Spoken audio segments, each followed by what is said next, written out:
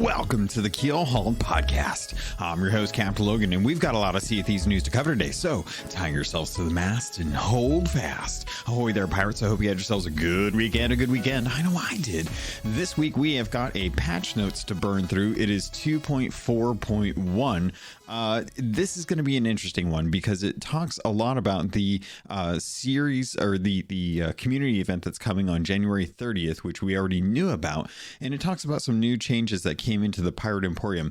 The real thing that's going on here is really to do with what actually got changed in Sea of Thieves. So we're going to be breaking down the show notes this episode and see how everyone likes the new cosmetics. So with that, pirates, let's get into it.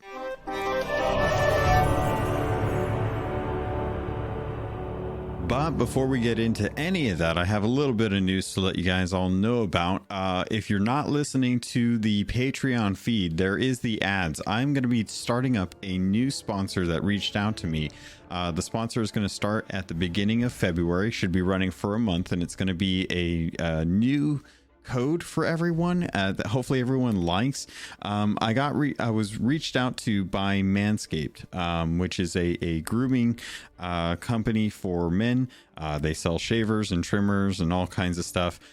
They have signed a preliminary contract with me that starts in February. I'll be promoting officially during then, but I did want to give you all a heads up that the ads are going to change.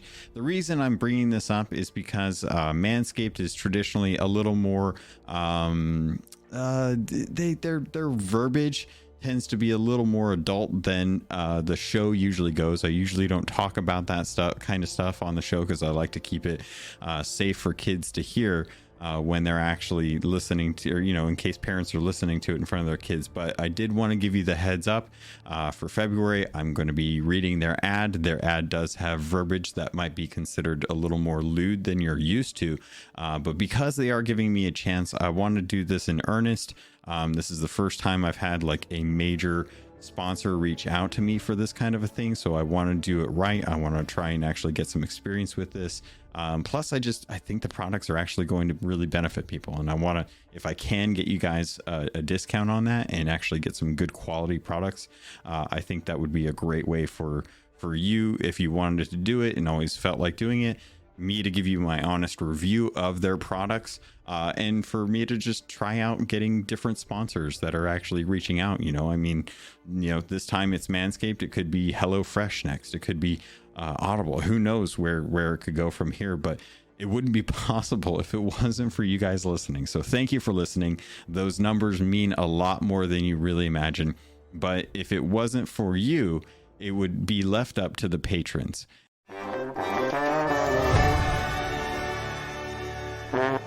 And I want to thank the patrons because they are the ones that are supporting me with their hard-earned cash. I am now at 39 patrons. It's insane. The last few weeks, I've gotten so many of you guys signed up. We're in the preliminary stages of the first thing that I talked about on the Patreon that you guys know about. That first thing is starting to kick up. We're shooting for the third week of February. If you know what I'm talking about, you're good. If not, head over to the Patreon over at patreon.com/Keelhauled podcast. There's a public note there that is going to explain a little bit about what's going on for the patrons. They already know. I'll have more details in the future for everyone else when it becomes a little more solidified and I know exactly what's going to happen. But I have to thank the patrons because that is their hard work. They're helping me do this. They're helping making this podcast possible. So thank you to Chateau Neuf, Captain Hasco, Cloud, Cosmic Johnson, Davram TV, El Cute, El Jefe Esteban, Trickster, Jabaro5, Kazia the Rogue, King, Flameheart, Lumpy SRQ, Okarian Darth, or Ocrian Darth. Buddy, we're gonna have to figure that out at some point. I'm still stumbling on it. Dub Goose, Evil Morpheus, Xbox Mike 29, Munchie, Regis Stella, Rust Belt Kid, who was actually around the other day. I actually got to see him. It was kind of nice. Norwegian, Tien Professor, Real Big Tuna, Uriel Canes, help me out with that when you get a chance. Big Bad Pad, Meta Fairy, Super Pack, Music Me, the Lore Chronologist, Captain Denai Dre, Fergatron, Murphy Lives, Neon, Brown, Evil Martha, Peter Miller, Rooski Doo, Skinny Matt, Straw Hat Connor, Thor Von Blitz, Windsor Chris, and Zam Wow. Thank you all so much for your support. It's a list that keeps getting longer and longer. And if it wasn't for you, I wouldn't be able to do some of the stuff that I do for this podcast. It really, you have no idea how much it helps out take care of. Adobe is just, it's crazy how much I need their stupid software at this point to help kind of make sure that I'm able to get multiple podcasts out and stuff. So you guys are helping me do that. So thank you very much. Let's get into the show. Well, pirates, this is going to be kind of a hard episode to talk about, because if I'm being perfectly honest, we're in trouble, and I don't know what the devs are going to do. I feel like things were going well with season 5. Everyone seemed pretty happy about it. Things were, light. There wasn't a whole lot in here, but we got a couple changes, and everyone seemed pretty happy until they started messing around with some stuff. And I don't know what they messed around with, because, man, we got this patch 2.4.1 and it is causing rubber banding. They have had to limit the number of ships after they originally changed it to reduce the number of players. So they were going to reduce the number of players to a server down to 16, but allow up to 6 ships. And that was supposed to help try and help with some of the performance issues that have been going on. Well, they changed their mind overnight. Apparently there was a bunch of feedback. I didn't even see this. I wasn't even focused on it. I was just trying to enjoy my game. And after people said that they were like, hey, when you say that there's no more 16 players or no more 24 players on a or 20 players on a server, then that means that you can't do full galleons on a server anymore. It's literally limiting the number of galleons available on a server. That's not cool. And a lot of people were like, okay, well, true, but that may also help with server alliances. And they're like, no, that just means they're gonna spin up more servers to do that.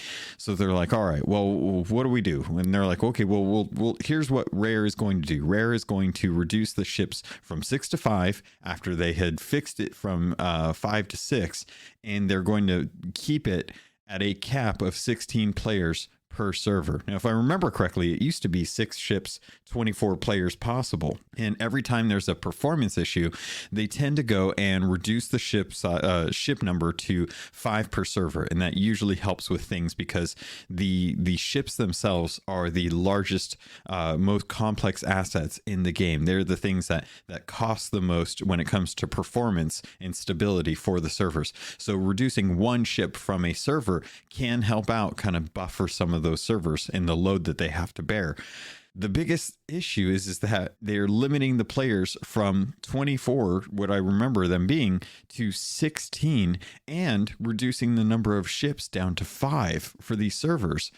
The problem that I'm running into with this is, what did they add to this game that is making it so hard for this to happen? Like, are we at the point now where the game is so populated, there's so much stuff, there are so many little things that have to keep ID tags, players are holding on to loot so much that the servers can't handle the load? Is that what's going on here? Because it feels like that's what's going on here, and I don't know that they know what's going on either, because it doesn't feel like they know what to do to try and fix this issue. It seems like a persistent issue.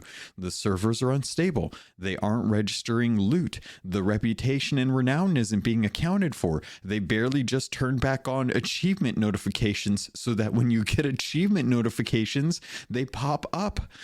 I don't know what to do, folks. It feels like this game is falling apart. I'm at the point where I'm like, hey, you know what? Let's start cutting some content. I know that the meme was back in the day that the game has nothing to do, there's no content, but it was a lot more stable.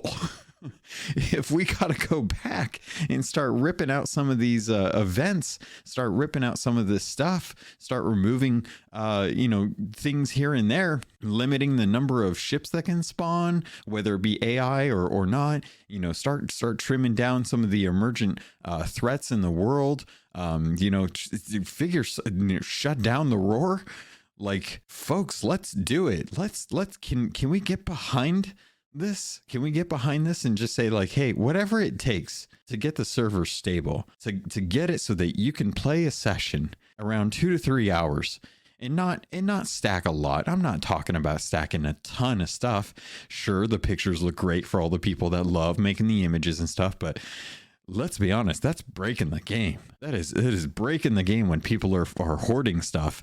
You can tell when you go to a fort and all the skeletons are like crawling out of the ground one by one, and they're like glitching out of it like it's breaking. Like, come on, let's all agree the game is fun, we're having a good time, but if stuff has to get taken out, let's just take it out. Let's just backtrack a little bit, you know? No one's finding the shrouded ghost anyway. Do we really need the Megs right now? Like, can we shut the Megs down? Can we shut the Kraken down? We barely even see the Kraken anymore. Can we shut the Kraken down? Is that going to help? It's something that we did in the past. What is going on? The servers are on fire. Azure needs some water. I don't know what to do. I'm so confused. So hopefully this is I'm laughing because in the back of my mind, I just remembered this is all leading up to a week from now, which is the community day, where they are going to try and set up a system that increases the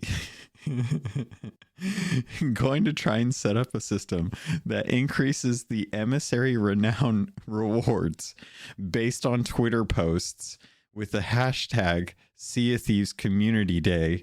And they're going to, like, are they aware that people are going to wait for golden hour and get to level 5? They're going to stack loot. Do they realize like just how much people are going to stack on that one day? I can't tell if community day is intended to break the servers or not. This is worse than the stress tests we had back in beta. I don't know what to do. I'm really concerned. So I'm going to try and break down some of these patch notes because I'm just a little concernicus here. Season 5 Community Day is starting on January 30th. We talked about it last week, but I want to reiterate because it's coming up and you may not have listened to last week's episode. So let's get this out of the way. If you, for the first time ever, gold reputation and renowned multipliers will be in your hands. Tweet on Twitter, the social media platform, make an account, tweet using the hashtag Sea of Thieves Community Day to play your part in boosting the community emissary grade and multiplier rewards earned by all players across the seas. Tune in to participating streamers on Community Day to earn the Gilded Phoenix Tankard, and head over to the Twitch Drops page now to link your accounts. There's also Twitch Drops going on right now, which I didn't know about. So hopefully you guys have been following the social media because podcasts come out once a week and I didn't know to be able to tell you. So I'm sorry about that. But Twitch Drops are going on now. It's more of the hunted set. At least I'm pretty sure it's the hunter set. I'm going to have to take a quick peek here just to see if I can take a look at my drops and see what I've been getting. Thanks to the Discord server. If you guys don't know the Discord server for Keelhauled, we got a role that you can sign up for. It's a Twitch Drops role. Anytime the Twitch Drops go live, we usually just kind of ping anyone with that role so that you're aware when the reset happens, because it happens like 2 a.m. my time, 10 a.m. In London and in England, and what is it, 5 a.m. 5 a.m. Eastern Standard Time. The Twilight Hunter set, the flirt emote just went up today, and then the Twilight Hunter dress kicks up tomorrow. So they're doing more of the Twilight Hunter stuff. It's 4 days. They started it on Thursday morning or Friday morning, and it's going till the Monday, so that you can get those. Hopefully you guys have been getting those. I feel real bad when nobody knows about that stuff, and the Discord's the podcast is the only way you find out about that stuff. They're also doing a merch day thing where people are going to be able to buy stuff or certain products for 30% off using the code Community Day at checkout. There's also going to be an exclusive Community Day t-shirt that's only available for purchase on January 30th. I'm going to let you guys know right now, good chance that those are going to get sold out. Try and get them when you can. If they're smart, they'll just take reservations. They'll just do pre-orders so they can gauge like how many they need to make, so that people don't just lose out on it because of time zones. I'm so concerned, man. I'm sweating bullets. I can't imagine what the community management team's doing. I can't imagine what the server teams right now is trying to go through to deal with all this. This is probably the worst I feel like it's been on something that's kind of been like as money. Like I'm usually pretty calm about most stuff. This feels like the most hip fire shot messaging we've gotten as far as like the decisions that they're making. Like people were upset that they were limiting it to 16 players and keeping it at 6 ships. Now players are upset that the servers are just on fire. I put out I'll give you a little bit of heads out before we jump into the actual patch notes. I did a poll on Twitter just to try and get a gauge on how people feel about the limit to 16 players, whether you wanted to have 5 ships or 6 ships. And out of the 160 plus votes that I got, 52% of people still wanted 6 ships, even with the limitation. 47% wanted it to be 5 ships at 16 players. So it's crazy. People are saying that they would rather just have the old servers at 6 ships, 24 players. A lot of people are just saying that they want more ships because there's more possibility, even if they're going to be the smaller ships. A lot of people feel like they just want the better servers. A lot of people are just saying they want the better servers. I will say that Core Virus on Twitter, he's the one that's been around forever.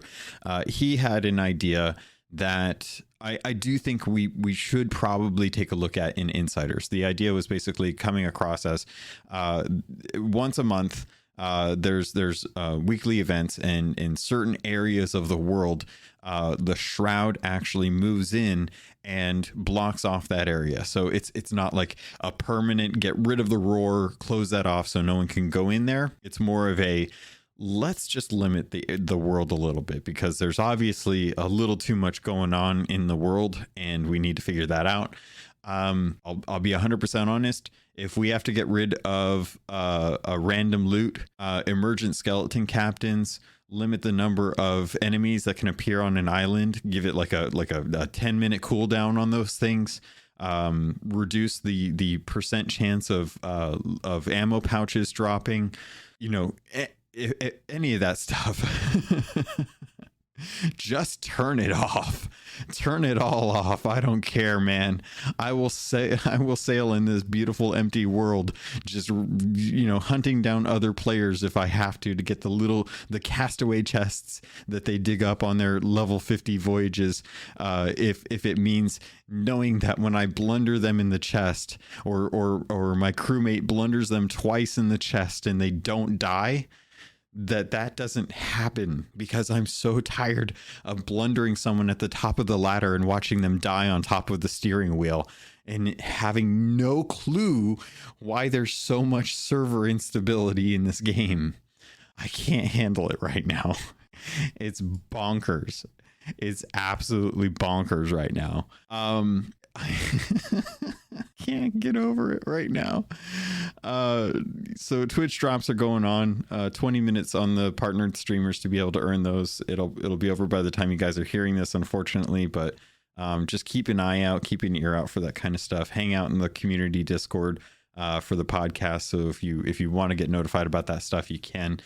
Let's get into the Pirate Emporium, because with all of the issues going on with the server stability, with them reducing the ships, limiting the player count, trying to figure out how to put out the fires on the Azure servers that are going on, we got a new set of cosmetics.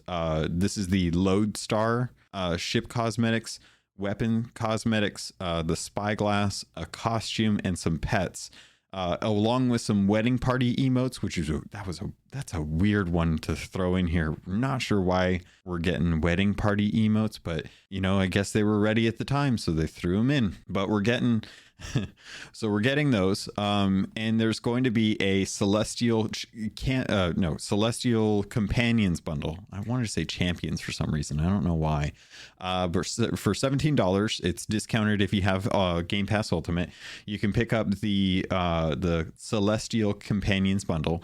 What that will include is the Radiant costumes, which is something that if you were wearing the costume, you would look like a celestial body. You just look like a very blue, semi-transparent body with stars that look like what is it? What word am I trying to? Constellations on your body everywhere. They actually look really good. I'm not going to lie.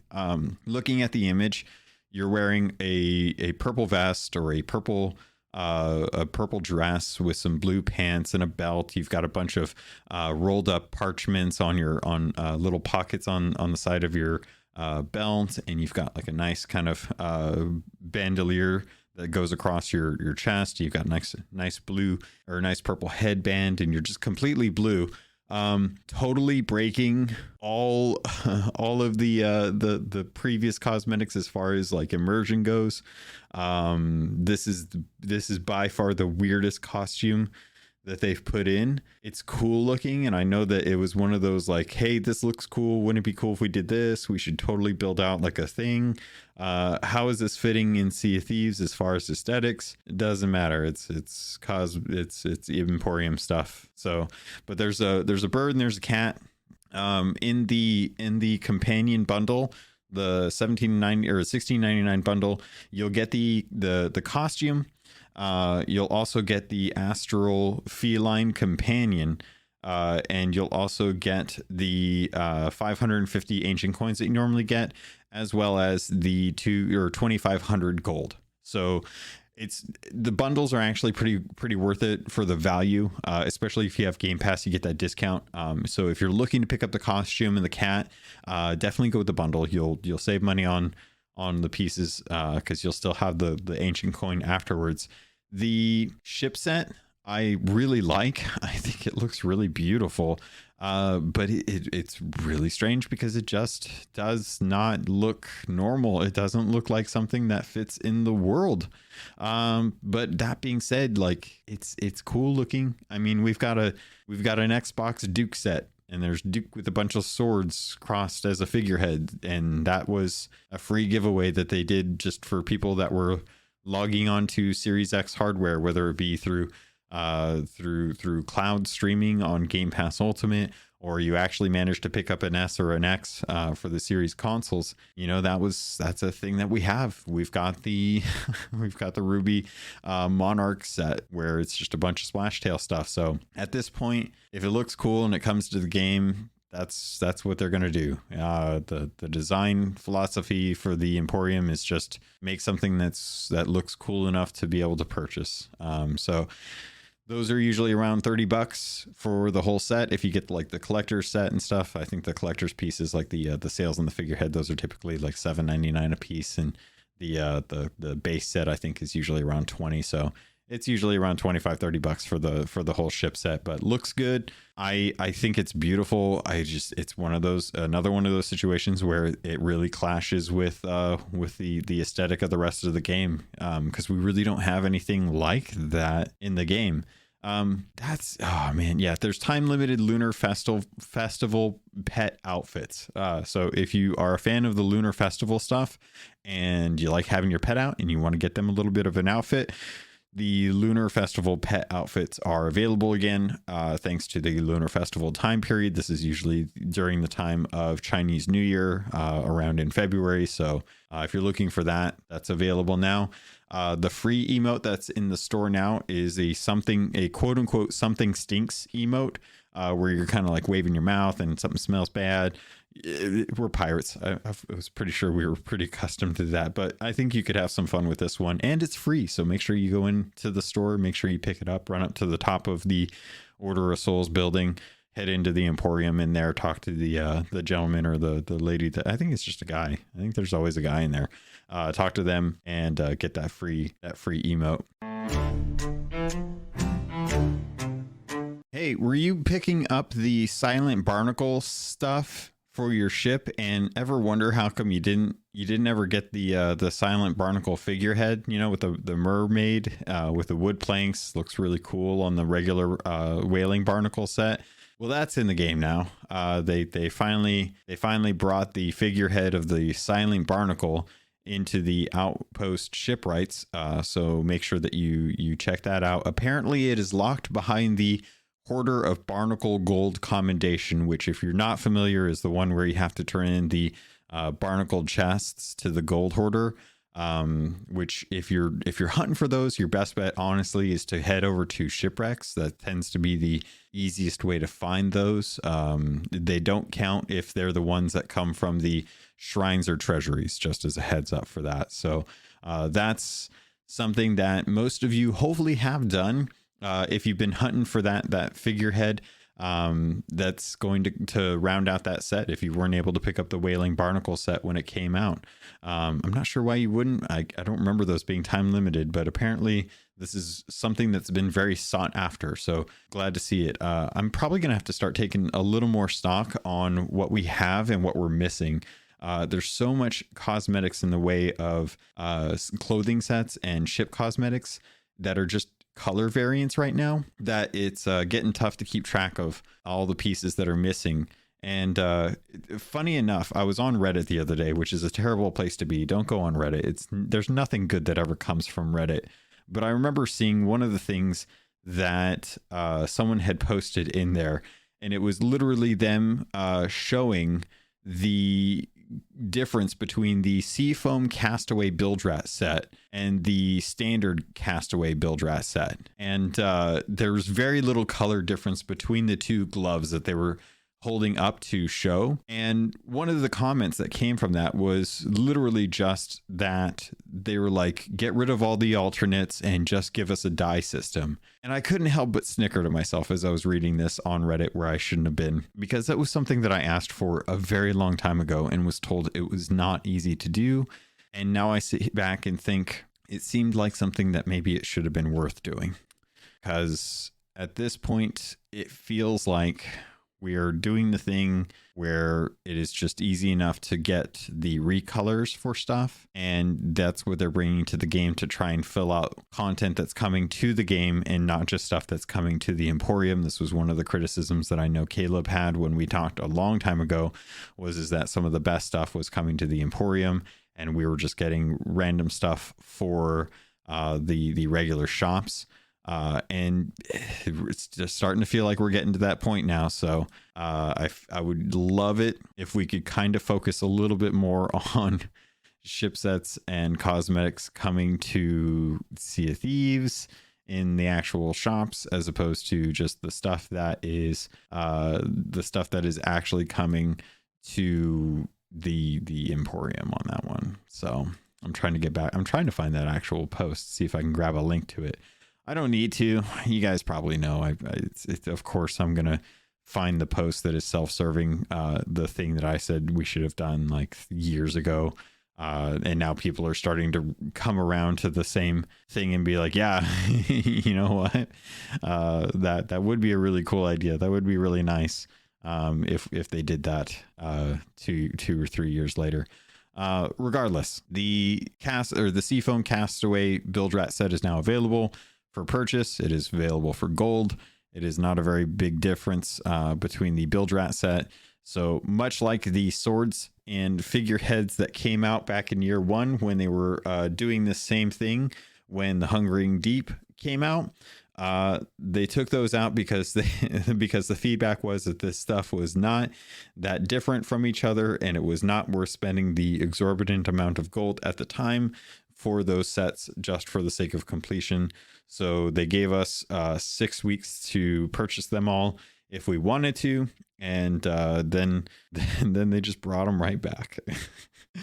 I'm so I'm so disconnected to this patch notes right now. I'm so over what they're doing with some of the stuff. I just can't understand what the heck is going on with the studio right now. I really don't. I love them. I love you guys. I just don't know what the heck is going on over there. The people that are having the really cool meetings do not feel like they are connected to the people who are implementing the stuff that is coming in the patches, because they're talking about having really cool meetings and stuff that's going to come to the game. And I'm like, that's awesome.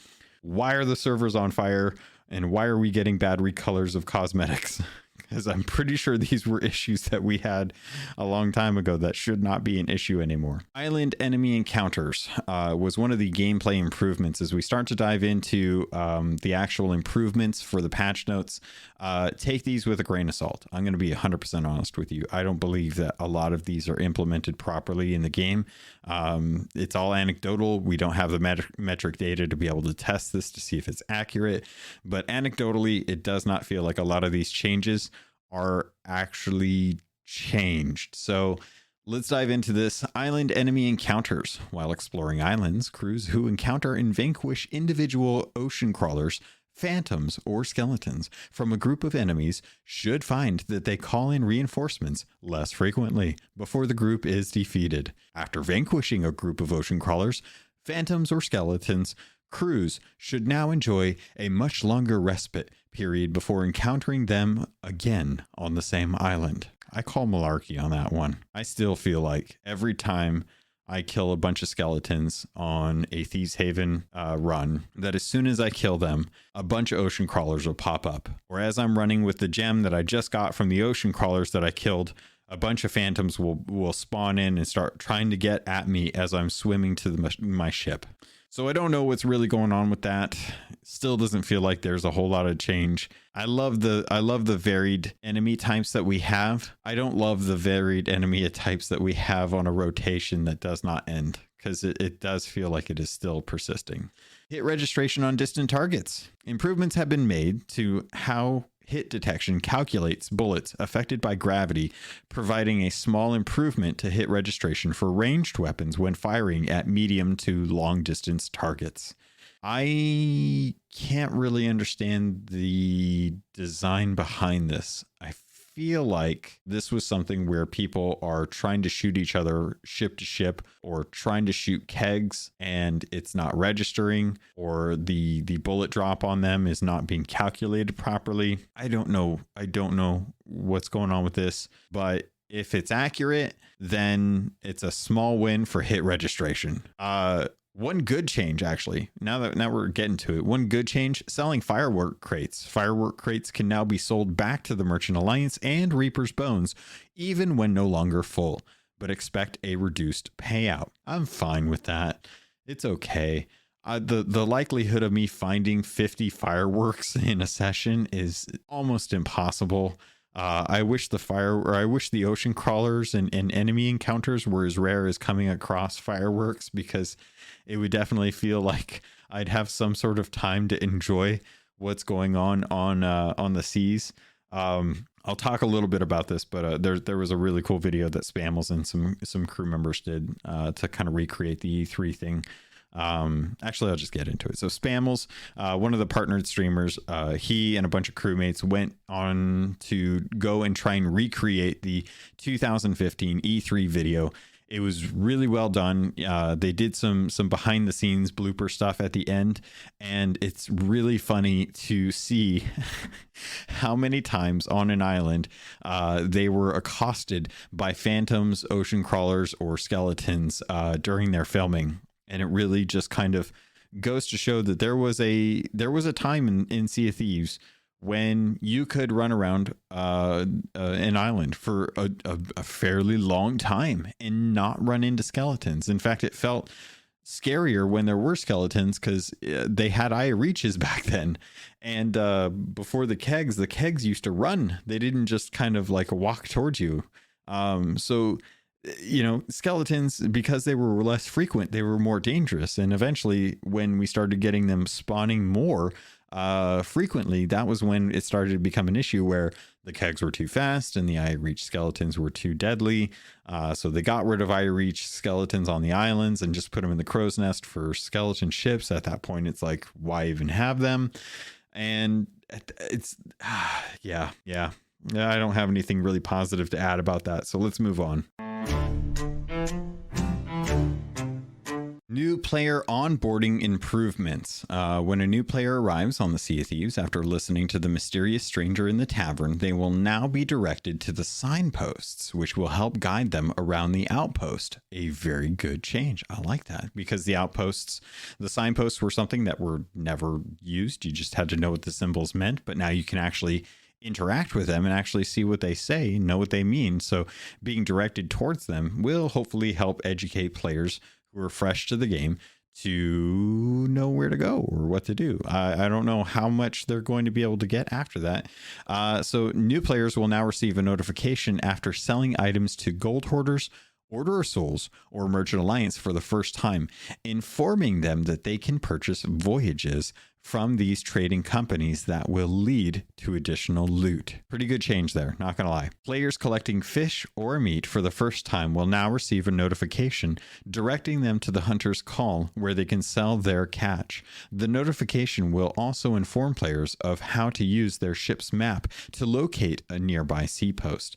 I had this pop up for me the other day. Not sure why, but I got a notification to go check out the Hunter's Call, and I was like, yeah, I know the Merrics. Yeah, I'm going to keep this meat. Thanks. New players purchasing their first cosmetic items will be informed how to use the various cosmetic chests to access these, including clothing, weapons, equipment, and ship parts. All good things. All things that you would hope that a player would want to know, as opposed to wandering around trying to figure out how they were going to be getting access to their cosmetics that they just spent their money on. As far as accessibility goes, not a whole lot changing. There is a new roll dice emotes that when it is performed, the results are now shown in the notification window as well as the player's hand. Players using Let Games Read to Me will also have the result narrated. Really positive change, because as much as I like the fact that we have rolling dice emotes in the game, it was so hard to read what the heck it was actually saying. So I don't know if they just needed to be bigger dice, but this seems like a very positive accessibility option for those who either can't see it or can't tell what it is. Here's kind of an interesting one. I don't know how good this is going to be, but it deals with spatial audio support. So if you're not aware, the Xbox Series X systems and PCs support Atmos capable systems. If you're using the new Xbox wireless headsets or the new Xbox wired headsets, for the series systems that just released this last, I believe it was 2021, they support Atmos or Dolby Atmos, which is kind of a specialized one-time purchase to buy a license to be able to get Dolby Atmos surround sound capabilities. I believe it's $15 in the United States. The price may vary depending on where you're at. And once you buy that, you can then have access to, instead of just the Windows Sonic or standard stereo mix audio, you can now get the 3D audio that we've had for a while on Atmos capable systems, whether it be headsets or home theater systems. So the players on Xbox Series X and S and supported PCs can now enable spatial audio and experience full immersive surround and elevation audio for both headphones and Atmos capable theater systems. To enable spatial audio on Xbox Series X, S, and head over to the Xbox platform settings, all settings, display and sound, audio output, and then headset format. If you want to enable spatial audio on supported PCs, you're going to have to head over to the Windows Sound Control panel, and within the properties for the preferred playback device, enable spatial sound. Then navigate to the in-game audio settings and enable spatial sound in the actual game settings. So If you wanted to hear people above you, if you wanted to hear creatures above you or things that are below you, like whether they be mermaid statues, kegs, things like that, having spatial audio so that it accounts for not just what's around you in a circumference or I guess it would be a circumference, the circle around you from left to right and to front and back, but also above you and below you. Spatial audio should help kind of try and triangulate those sounds based on where you are in relation to them in the game so that you can actually tell where they are and have a better sense of emergence and just kind of knowledge of what's going on around you. So interesting change. I wasn't expecting that, but hopefully that isn't something that's causing issues with the servers. I don't know how, but at this point I'm not gonna say it doesn't. Let's talk about the optimizing server performance, because they talked about this in the actual patch notes. I don't know how accurate these are going to be, because it seems like they've already kind of changed on this based on the feedback. So let's talk about this. They put in the patch notes, Sea of Thieves servers are now able to optimize performance by enforcing limits on the number of players on a server. This approach allows servers to maintain an ideal number of ships to ensure encounter rates between crews remains high without negatively affecting performance. It's a beautiful dream. With January's update, all servers return to supporting 6 crews, but now also enforce a limit of 16 players. When starting a session or migrating, servers will now actively matchmake 6 crews of different sizes in order to meet both the 6 crew and 16 player limits. Let's just stop on that for a little bit. Caleb talked about this. He said that they were back down to 5. It took me a while to realize that the reason he knows that is because he goes on to Alliance servers. So that's probably why I never noticed that, because I'm always on an organic server. So I never actively sail around to be like, hey, can you do me a favor? Hold on to this piece of loot because you're crew number 1. Turn it in like an hour, because I'm going to go sail around and try and find the other ships to figure out how many ships are on this server. Don't leave the server. I need to go make a count and try and do a roll call for each server. But apparently, on an Alliance server, it's easy to figure out. Like, they've got people working on how to spin up every ship possible at the same time, or capture each ship possible at the same time, so they can work on their server Alliance stuff. And that's how they find out. So let's talk about the actual change. They went and changed it to 5 again. And the reason for it was because overnight they got feedback that they didn't like the fact that having 6 ships with 16 players meant that you could only have, I think, a total of 2 galleons on a server before you run into a situation. Or I guess the thing is you could have 3 galleons and 2 sloops, or 2 galleons, 2 brigs and a sloop, or a galleon and 4 brigs, or 2 galleons and 2 brigs and a sloop. Wait, that one's the same. Why would that one? Oh, that's for 15 players. Okay, so there's 3 options. Basically, either 3 galleons, 2 galleons, or 1 galleon, filling in with either 2 brigs and a sloop, 2 sloops, or 4 brigs. Which basically kills galleons on servers. There's no point in having galleons anymore, because you can't have enough players to sustain having more than just 3 at most. Whereas before, you could at least get 4 galleons to a server. Actually, I take that back. I think you could get all 5, because it used to be 24. Yeah, so you could get all 5. You could get 5 ships on a server that were is that right? God, is my math wrong? 24, 6 ships, 4 players, 24 players. Yes. Okay. You could get all 6 ships as galleons. I'm so sorry. So having it down to 16 really limits the number of galleons that are available for any given server, which, as someone who plays on a brig or in a sloop most of the time, is kind of not a big deal for me, but I'm in the minority, I would assume, on that. I would assume a lot of players try to have at least 4 players when they go sailing, just to have that security, have that fun, be able to spend time with a lot more people. So they reduced it down back from 6 down to 5. So it should be 5 players, or 5 ships right now, with a maximum of 16 players. And the servers are still on fire. So I don't know what's going on. Maybe we just need to roll back this patch. back to where it wasn't as bad. It seems like that should be an option, because I know that's a thing that can be done. You can roll back the servers so they're on a previous patch. And I mean, I guess the issue there is that you would have to force everyone to re-download something. Hopefully not the whole game. God, that would be painful. But I don't know what they do in this instance. So we'll see how it goes. I'll keep you guys informed. I'll try to have information that's fed to me about what's going on. I have heard from people who have talked to devs that they don't know what's going on, but they don't necessarily work in that department, so they don't really have accurate data based on what's going on, but they do know that they check that data all the time.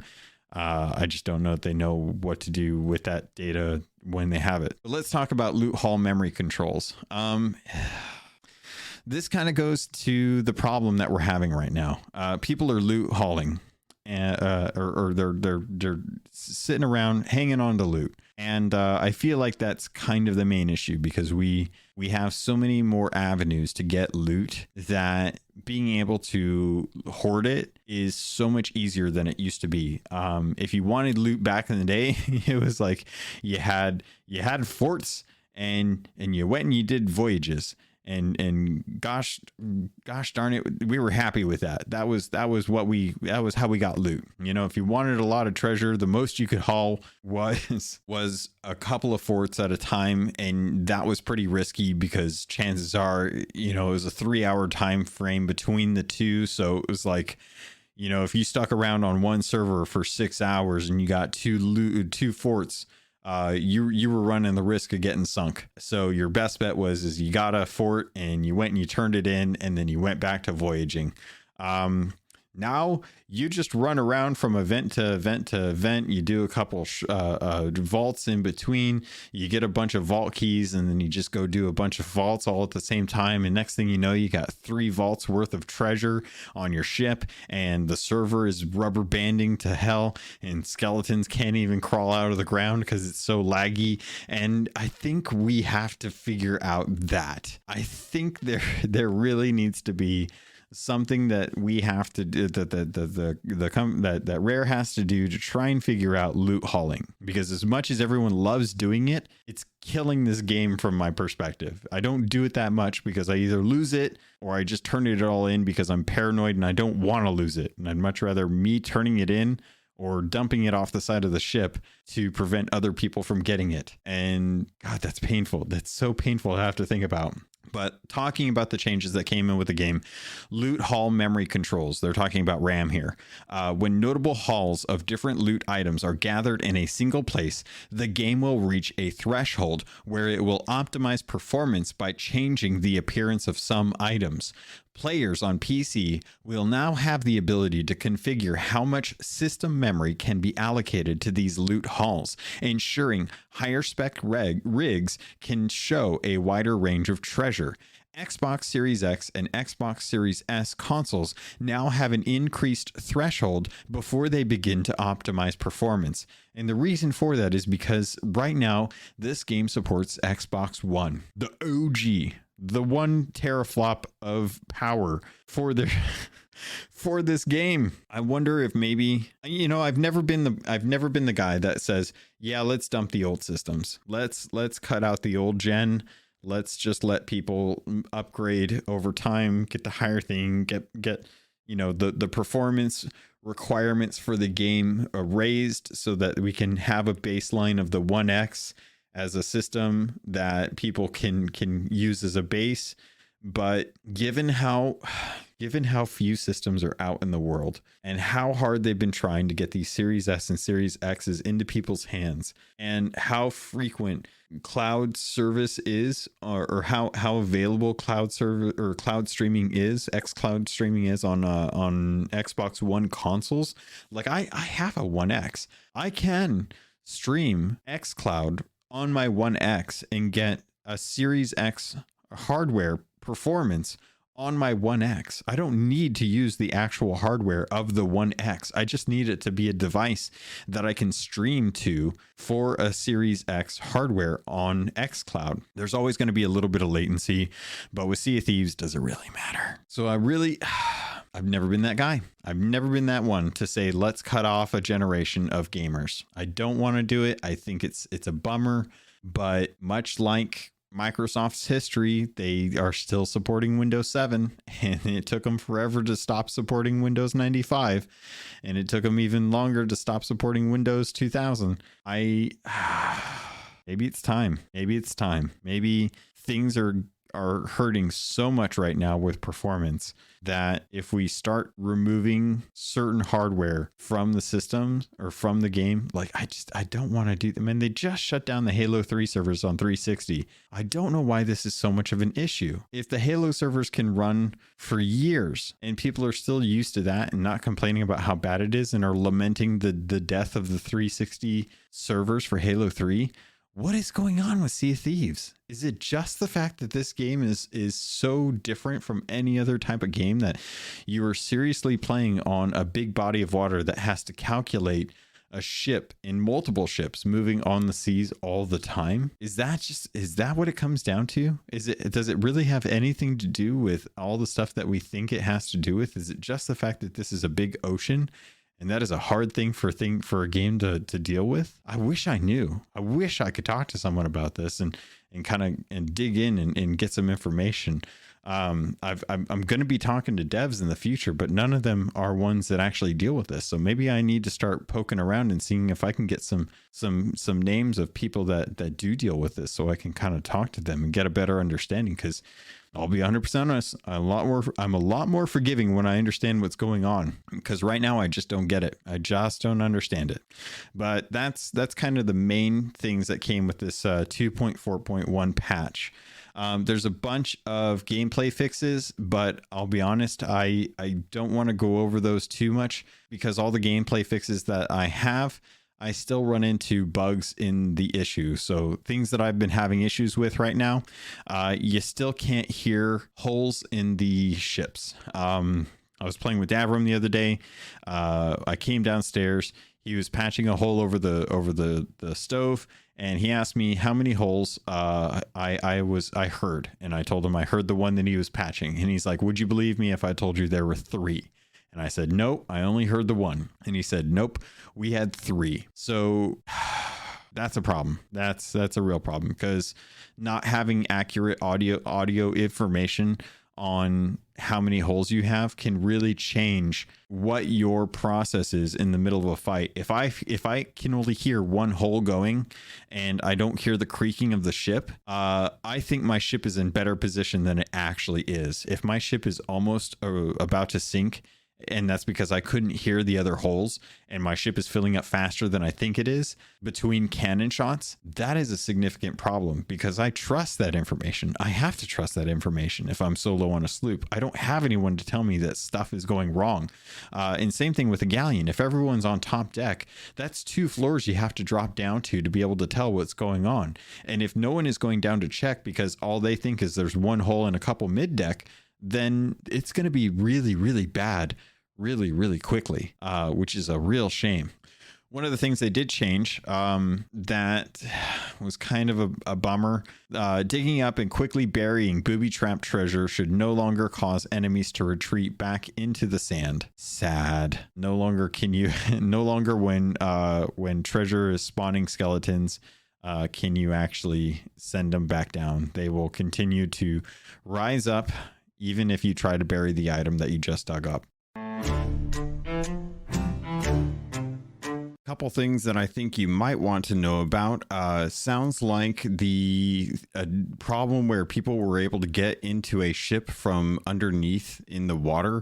It says players attempting to glitch through a ship's hull from the water will now be safely teleported away from the ship, meaning that they can't get into the ship when trying to glitch through the bottom of it. It also looks like the party boat cannons on a brigantine, if players try to fire themselves from that, they should travel in the intended direction instead of going across. Also, while browsing a barrel or crate with a mouse and keyboard, moving the mouse quickly between the crate and inventory should no longer cause the crate to lose mouse focus and become unresponsive. And one of the main last ones is when a rowboat's storage chest is emptied, the tooltip now updates to show emptied without needing to open it. I know that there's still a few UI changes I'd like to see with those storage crates just to try and make sure things are a lot more apparent when you're trying to take stuff out, if it's full or if it's if there's nothing left in the barrel, things like that. Apparently there's been some changes to the Megalodons. When a Megalodon attacks a player's ship, it should no longer intersect with the player's ship and cause it to be thrown into the air. So no more flying ships as a result of the Megalodon. And defeating a Megalodon when it is close to a ship should no longer cause the ship to be thrown into the air.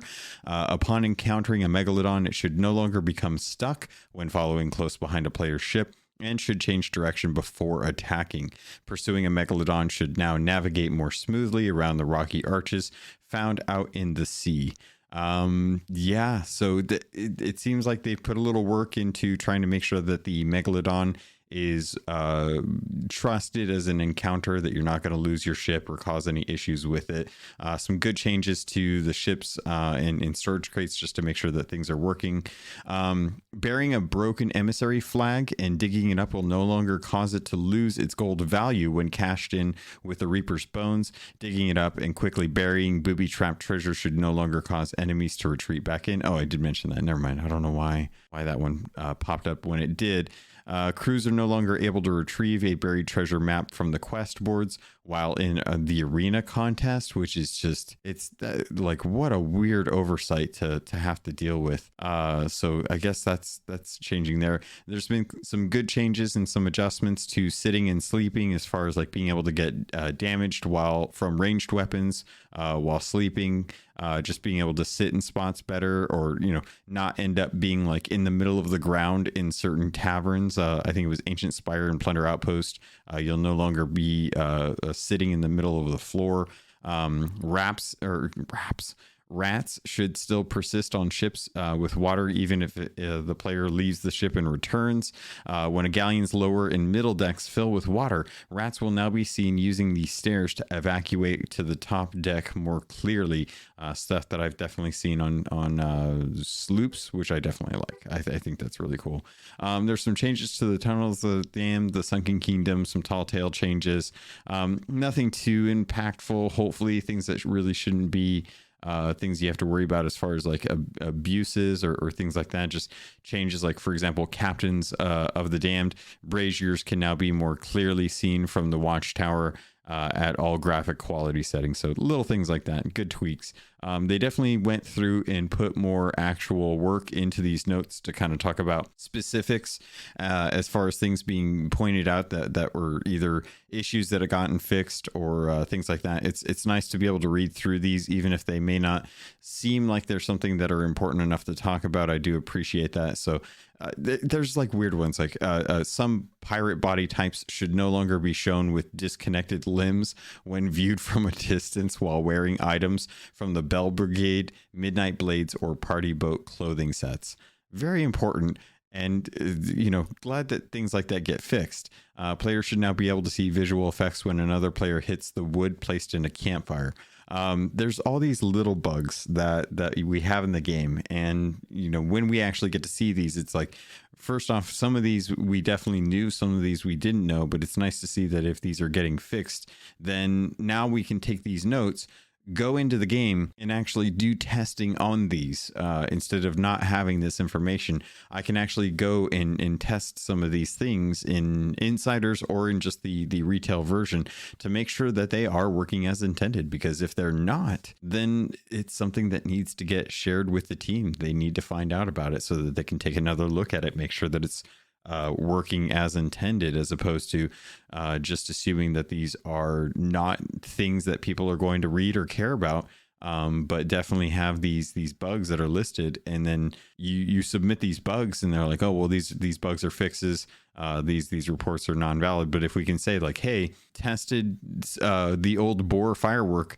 to make sure that it has the appropriate audio effect when fired in patch 2.4.1, then they can take another look at it and be like, okay, well, that was in the patch notes. We thought we had that fixed. Now we can actually go and see what's going on with that. Things like the tattoo of ancient gold now appears correctly on a range of large pirate body shapes. That's something that can be tested against now that we have that information. So thank you to the devs in the CM team who wrote up the reports, passing on this information. We now have a very long list of things that we can go and test to make sure that these things are getting properly changed and that they aren't that they're basically working intended. All right, pirates, I think that's going to do it for this episode. I had a really good time trying to work out what I wanted to talk about this week. They dropped a patch and we got a chance to jump in to the patch notes. So hopefully this was good information for you. Keep an eye out on the 30th for the actual Sea of Thieves Community Day. My community actually surprised me. I got a package from a bunch of the community members on Friday, and it was a bunch of gifts. It was a couple cards, one of them from England with a bunch of messages from a lot of the Keelhauled members over in the UK. So thank you to them. And as well as a bunch of members in the United States. They all wrote a bunch of really beautiful messages to me, and it brought tears to my eyes. I had a really hard time reading through them in front of them on stream, but they got me a Lego pirate set. As well as a beautiful diamond painting, which if you have never heard of the diamond paintings, they're little kind of studs that you put on a sticky paper, and it's kind of like fill in the blanks or paint by numbers, but with little diamond studs. They look really cool, and I got a really awesome photo from Kylia. Crow managed to swipe or Captain Crow or Admiral Crow managed to pick up a Lego pirate set, which just went out of production. So that's actually a collector's item now, but I'm going to rip that thing open and put it together because why the heck not? And thank you to ZamWow for getting me a really awesome little Pirates of the Caribbean. It's the Black Pearl, but it's one of those little tiny metal piecing together puzzle guys where you kind of bend the little tabs and you put it all together. I'm really bad at those, but I love them for what they are. So I think what I'm going to be doing is for the 30th for Sea of Thieves on the community stream, I'm going to see if I can set up the webcam that I have in a way that I can use it to showcase like me actually putting together the Pirates Lego set. Instead of playing the game, I think what I want to do is I want to actually celebrate the community day by putting together the Lego kit and the Black Pearl kit on stream for the community who got it for me, and try and celebrate that. So that's the tentative goal right now, unless something weird happens in the next week. But that is going to be Sunday on the 30th. I don't have times right now, but if I had to take a stab at it, I'd probably try and shoot for around 10 a.m. Pacific time or 11 a.m. Pacific time. The best thing, honestly, is probably keep an eye on my Twitter. Or the Keelhauled Pod Twitter, or in the Discord, because those are generally where I send out the notifications for that kind of stuff. Anyone that drops by is welcome to come say hi and hang out and just chat about the game. But with things going the way they are, I'll probably be keeping an eye on the ledgers just to make sure that I still hit the Reapers and Athenas. I don't know that I'll hit Athenas this week. I had a really bad session as far as like trying to actually get Athena done, and there's only like 8 days left in the month. But Reapers should be good. I just got off of the game. I was at Ancient Spire Outpost checking some of the different stuff as far as like the Emporium to kind of talk about it for the show.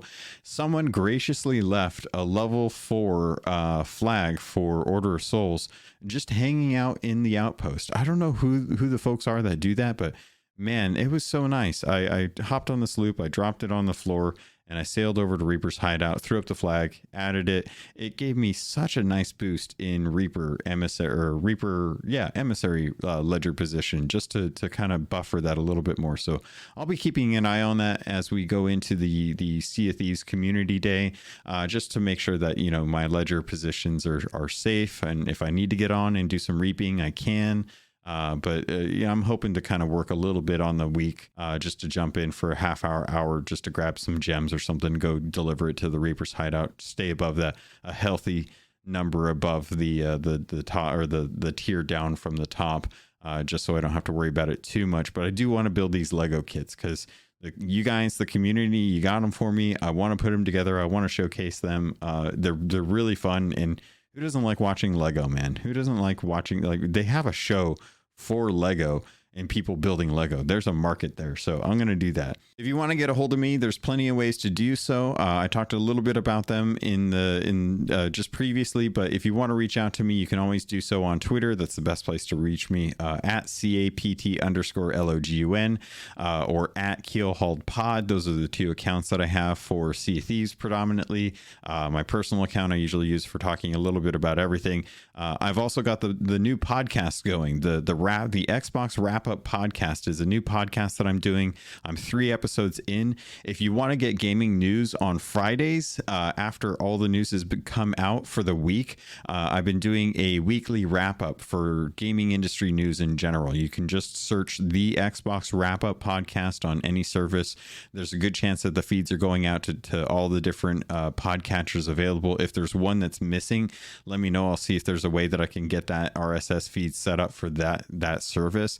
But if you want general gaming news, if you enjoy listening to what I have to say, the Xbox Wrap Up Podcast is a second show that I'm doing just to try and kick off a more general show that I can use as a way to kind of break out the old shore leave episodes that I used to do for the podcast and put those into a more focused setting that actually caters to being able to talk directly to gaming news, as opposed to me just trying to come up with a reason to do a shore leave episode and then end up failing at putting it out. This kind of sets me on a trajectory. I've got a schedule. I've got to do it every week. So it helps me kind of with that repetition. But if that interests you, just head out, look for the Xbox Wrap Up Podcast. If you're at the end of the podcast now and you've been listening this long, thank you to you for keeping up with this. I really appreciate it. It means a lot to know that you guys have been sticking with the podcast, listening to the whole episode. It's weird, but if you have an opportunity, if you haven't already, head over to iTunes. There's 5-star reviews that you can put up there that help out with discovery, with helping out. It doesn't do anything for analytics, but it does help people who are checking out Sea of Thieves podcasts to see up-to-date reviews that let people know, like, hey, this is still active. There's nothing that's really changed, or it's this is how it's always been. You can also jump over to Spotify. They're doing 5-star reviews now, which is kind of cool. Nice to see the support there. And if you do that, I appreciate it. There's nothing that it really does. It just helps with analytics for them. Just make sure that the show is popular, that people are finding it, that when they search Sea of Thieves, they're getting something other than the official Sea of Thieves podcast, which we're still waiting on a new episode. It's been close to 2 months now, I think, since the last episode back in November. But hopefully if people want to get Sea of Thieves news, they're finding this podcast and they're enjoying it as well. So thank you, Pirates. I really appreciate it. It feels like a weird episode, but it's just kind of a weird situation right now with Sea of Thieves in general. So thank you. I love you. And I look forward to sailing with you on the Sea of Thieves.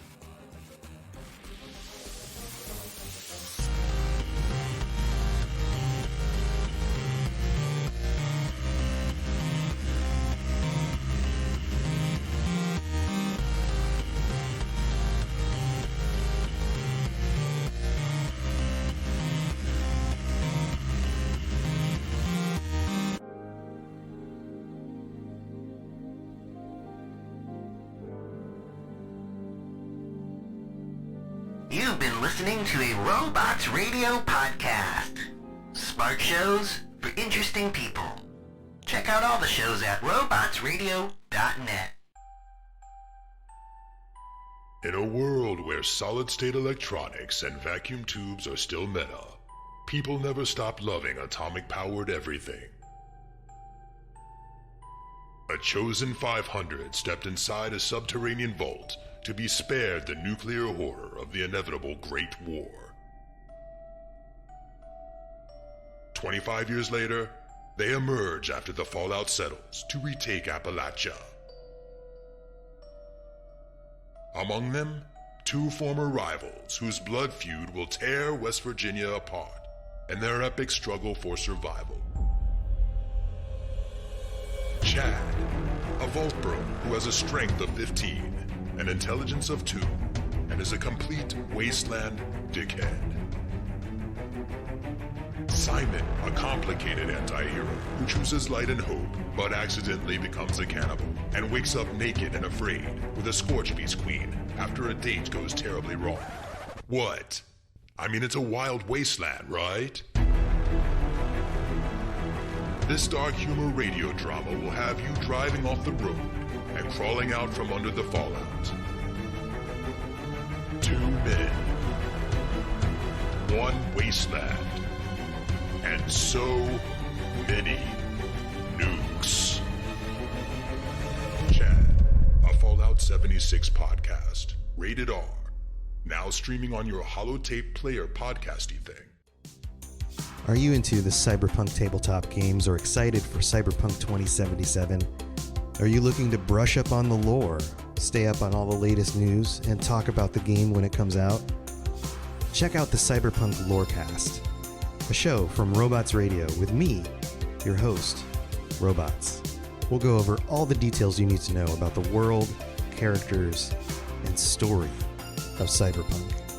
Available on iTunes, Spotify, Google Play, and anywhere else you get your podcasts.